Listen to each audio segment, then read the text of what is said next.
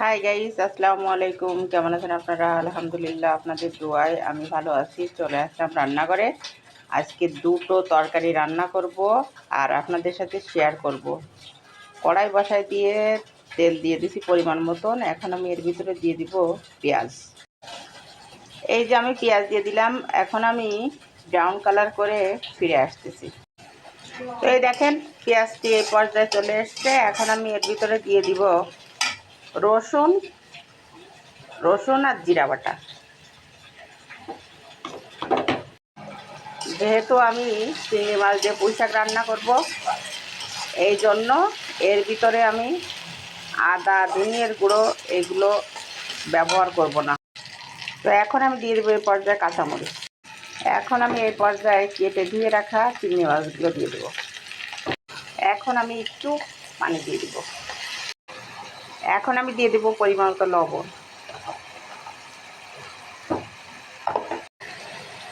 এখন আমি পরিমাণ মতন হলুদ দিয়ে দেবো। এখন আমি কালারের জন্য অল্প একটু শুকনো মরিচের গুঁড়ো দিয়ে দেবো। মশলাটা আমি সুন্দর করে কষাইয়ে তারপরে ফিরে আসছে। তো এই দেখেন, মশলাটা কষানো হয়ে গেছে। এখন আমি এর ভিতরে দিয়ে দেবো পুঁই শাকের ডাঁটা আর আলু।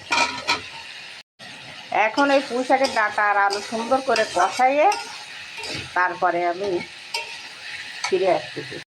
তো এই দেখেন, আমার ডাঁটা আর আলু কষানো হয়ে গেছে। এখন আমি এর ভিতরে ঝোলের জন্য পানি দিয়ে দিব।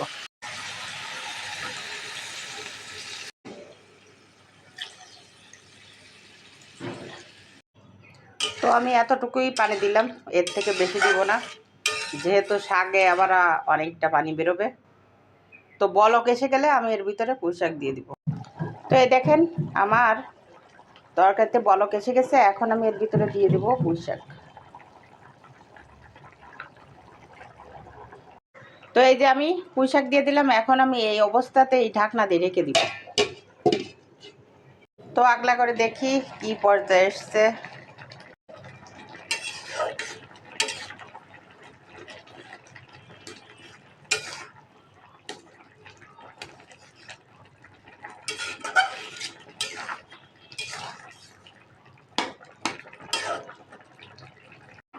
তো এই পর্যায়ে আমি আবারও ঢাকনা দিয়ে ঢেকে দিব।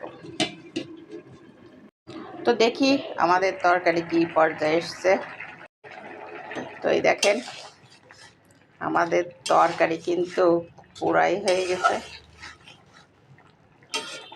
তো এই দেখেন, আমার তরকারি পুরাই হয়ে গেছে। এতটুকুই ঝোল থাকবে, যেহেতু চিংড়ি মাছ দিয়ে রান্না করতেছি।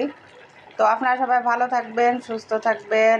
অবশ্যই আমার জন্য দোয়া করবেন আর এইভাবে পুঁই শাক রান্না করে খেয়ে দেখবেন, ভীষণ মজা লাগে।